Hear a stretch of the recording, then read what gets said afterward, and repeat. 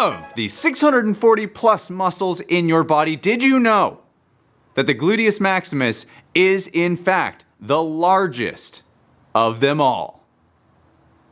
Did you? Why are we even talking about this though? Well, combined with the hamstrings, the quads, and the core, those four make up about 90% of the force production in the stroke. So it's kind of an important one. So let's make this about that. So let's get to my top 7 tips for building your glutes for rowing. It works for glutes independently, for rowing as well, together, in harmony. A quick welcome if this is your first time here to Dark Horse Rowing, where you are the hero of your own story and we are the guide that helps you get there, being the dark horse of your own life. Now, with that being said, before we get into the exercises, a quick note on equipment. You're gonna need a few pieces of equipment for some of the exercises that you're going to see today. So go ahead and if you have them, have those handy. You're gonna need 2 dumbbells, 1 barbell, a box, a bench, a step of some kind that's hopefully 6 inches or taller, and some light bands. That's about it. Most of these things you can find at a regular gym. Maybe you have a home gym, maybe you have these things. Go ahead and isolate for the things you have versus those you don't have, and do what you need. If you want to pick up some of the equipment, be my guest. But otherwise, just use the ones that work best with the equipment you have access to. Exercise number 1, warm up. All right, so maybe it's 6 exercises and like 1 just really good thing that you should be doing for your life. The point being, warm up, guys, before you get into anything. If you do our workouts, warm up ahead of time. I know you don't see me do it. That's because there are a lot of things you can do for warm up, but you do need to be warm going into it. You need blood flow moving to the areas of the body which are going to work. In this instance, your glutes should be getting some blood flow and you should start to get a little bit hot and sweaty before the action happens. That way we make sure we shy away from injury and stay into like positive forward movement. So anything that'll get your glutes moving. You want to climb the stairs 20 times? Do it. You want to row? You want to bike? Whatever. Get the legs moving, and that is exercise 1. Exercise number 2 is a banded squat plus a side step, and this is where the band is going to come in. So if you have your band, go grab it. This is where you're going to need it. Now what you will do is you're going to take that band and tie it or place it just above your knees, not on the knee. Do not put it on your joint. Put it just above the joint, on your thigh. You are then going to set yourself into a perfect squat position, feet outside of the shoulder width, nice upright chest. When you begin the squat, send your hips back as if you are searching for a seat behind you, and slowly allow your hips to drop, keeping an upright chest with the objective of getting your hips below the knees. You will do 10 squats. With that band around the knees, it's gonna pull your knees in. You have to drive the knees out. After you do 10 squats, then you will do 10 lateral steps,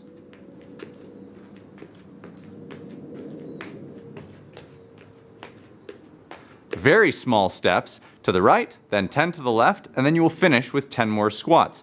Now when you're making those steps, think about just tiny increments. So I'm stepping 3 inches with each foot. So 3 inches, 3 inches, 3 inches, 3 inches, so on. Right? That's our step pattern. And you're constantly trying to drive against the band. You will find that this fires up your glutes, and it is so good to get them hot, but also work on them really, really well, and you will find that you achieve a pretty nice burn by the time you're done. So a couple or a few sets of that will do you pretty good. Exercise number 3 are weighted hip thrusts. These are a classic and allow you to actually put some decent load into the strength of opening your hips, which is firing the glutes. Now for this, you will want that bench element as well as perhaps a barbell with some weight. You can also rest dumbbells on your hips, anything that adds a little bit of weight to your hips. What you'll do is you'll set up sitting on the floor with your shoulder blades ostensibly on what would be like a padded bench, right? Like a fitness bench. Shoulder blades on that, your knees bent, feet flat on the floor, and you're gonna place that weight on your hips. Okay, if it's a barbell, place it right in the crease. If it's a dumbbell, you can just rest it kind of on your trunk somewhere. From there, you're going to feel your entire foot grounded into the floor. You will drive through your glutes, opening your hips, and you will find that you basically reach what is like a plank position from the knee to the shoulder, and then you lower your hips back down.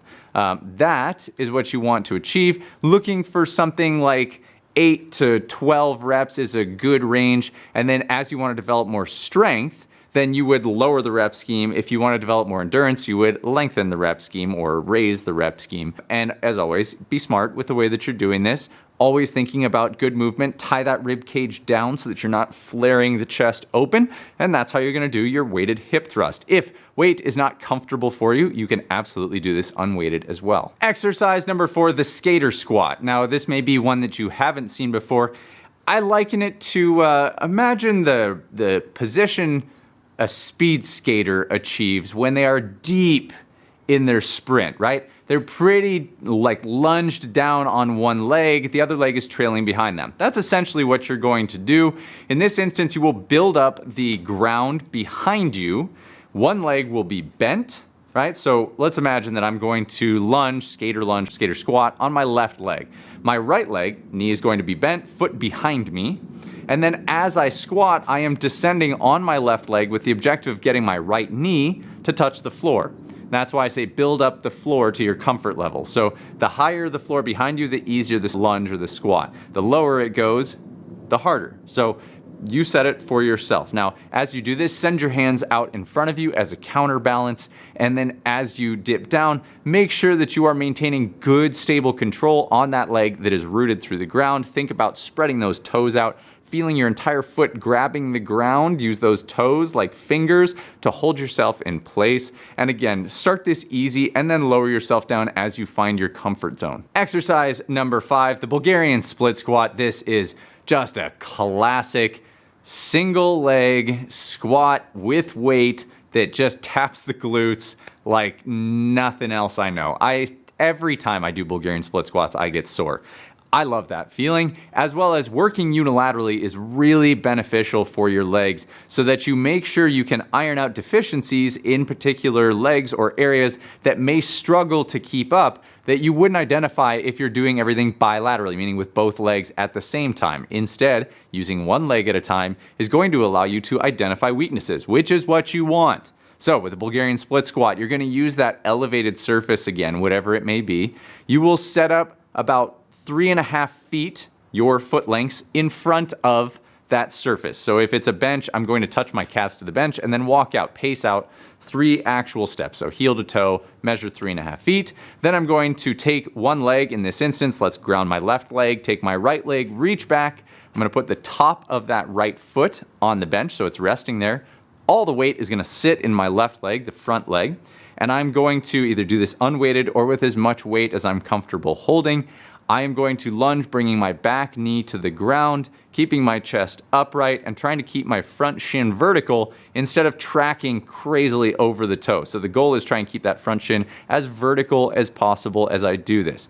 Hitting sets of anywhere from 5 to 7 or 8 to 10. These are good ranges for a Bulgarian split squat, and believe me, even if you've never done this before, definitely start unweighted. You're gonna feel your glutes tomorrow. Exercise number 6, a lateral lunge. Yet another unilateral movement that is very strong for our body. This one I like because it's a little bit more body weight focused and allows you to stay in more of a comfort range than you may have been used to, or that you may be used to, and that's why it's valuable. It keeps you from going into something crazy and new, and generally allows you to achieve a pretty decent glute taxation or isolation. Nothing really happens in isolation, but for the purposes of what we're talking about, isolating the glutes. For this, you're gonna start with feet standing together. You will then take a big lunge to your side with one leg. You will lunge into that leg, trying to keep both toes pointed forward. You'll push your hips back, trying to keep your chest up. Bend the knee and try to bring that hip down as deep as possible, as long as you are maintaining both feet grounded, pointing straight forward, so parallel to one another, and that you're driving the hips back. After that, you will drive up explosively, bringing your feet back together, to which you will then lunge to the other side. Repeating that back and forth for a good set. Something like 10 reps per side is a good way to go. This can be weighted if you want to increase intensity by adding a weight to the front load, in which you would just carry perhaps a dumbbell or a kettlebell or a plate in your front rack, and that will help to add a little bit of weight and increase the intensity if you like. And number 7, clams. Not the eating kind, the posing on your side with a band around your knees kind. We're gonna bring the bands back. In this instance, you will lay on your side, one arm supporting your head. So you'll be like stretched out on the floor. Just imagine me horizontally, and I'm gonna be hanging out on the floor. I'm gonna then take that band, same place on my knees, so slightly above the knee, not on the joint, at which point I'm keeping my feet and my ankles, well, not necessarily my ankles, but I'm keeping my feet glued together, and I'm going to take one knee and bring it up and control it as I descend back down, thinking 8 to 10 per side. This one, the things to keep in mind here where most people deviate from this is they open the hips to try and get that knee up. So avoid opening the hips. Keep the knees, the hips, and the ankles all stacked on top of each other. And as well, don't let that hip open or get that shoulder open. Those are two indicators that you're trying to recruit from elsewhere to get that knee open instead of isolating onto that glute, asking the glute to do the movement. So don't be bothered by a smaller range of motion. The size of your range of motion is not what matters here. It's the quality of your movement, ensuring that you do it correctly. So go forth, my dark horses, build those glutes, develop larger, stronger back sides for rowing, but also for life. They work both ways. Again, harmony.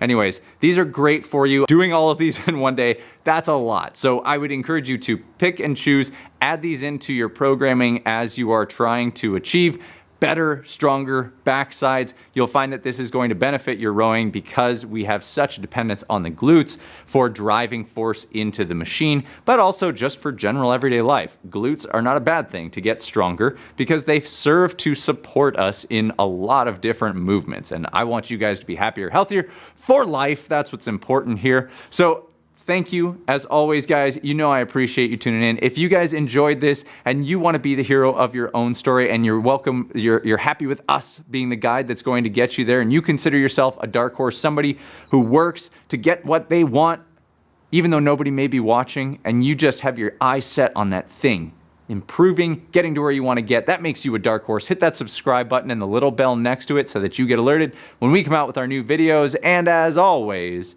we'll see you on the other side.